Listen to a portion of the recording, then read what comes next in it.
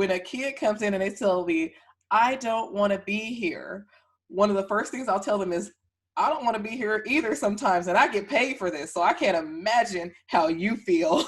So, and it's funny because the kids, they'll tell me, some of the kids will tell me, you're not supposed to say that. And I'm like, well, you're not supposed to say what you said either. Social skills, if you use yours, I'll use mine, right? And so we get into that. But from the kids, I usually hear that nobody listens to me, nobody understands me.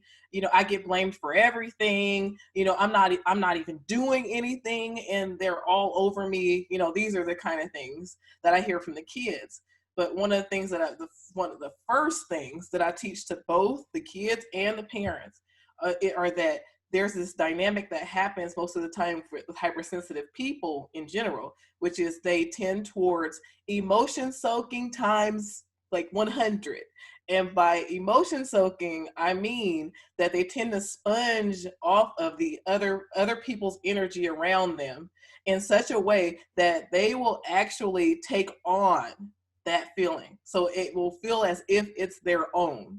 Now, we all experience that in some measure, just being human beings, because we're tied to one another. So say if you're arguing with your spouse or a significant other, or they're upset with you and you're not upset with them at first, when they come to you upset, then all of a sudden you become upset.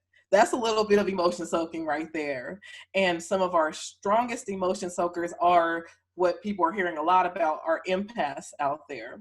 So the empaths, they're very strong emotion soakers, but they're on that side of, well, we're going to try. Their empaths because they're extremely overly empathic. So I'm taking on all of your pain, and now I have to fix it for you. But there's a whole other set of human beings out there that are taking on all of the upset of others, and they are doing everything they can to avoid it. They're doing everything they can to push it away, even if that means acting out angrily because they can't quite process or deal with everything that's coming at them. Others will just try really hard to stay away from people as much as possible. You'll find that many hypersensitive people prefer animals over people because animals make a little more sense. Animals are congruent. You're gonna have too many depressed. You can have depressed dogs, but quite honestly, they're just copying the humans they see. Sorry. so but you don't have too much of that. Out in the wild, you don't have that.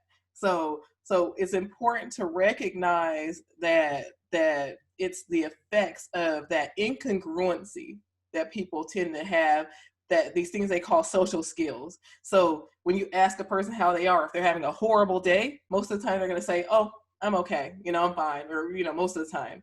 But the truth is that they're feeling horrible. For parents and others out there that interacted with kids, most of the time, or oftentimes, the nice ones will try to present as if there's nothing wrong. They'll try to present as if I'm calm and things are fine, when they're truly having bad experiences on the inside. Oftentimes they will throw the kids off the most. The kids will become the most upset with them because they're like, you're not telling me the truth. You're not trustworthy now because you're upsetting me by how you're feeling on the inside as opposed to the outside, at what you're presenting on the outside. If you're feeling at a loss with what to do with your hypersensitive child, I highly suggest you start at my website, www.lafayaway.com. There, you'll be able to find my YouTube channel, email contact, and every other resource I have out there for you to help you gain the best results you can with your hypersensitive kid. So go visit the Lafaya Way today.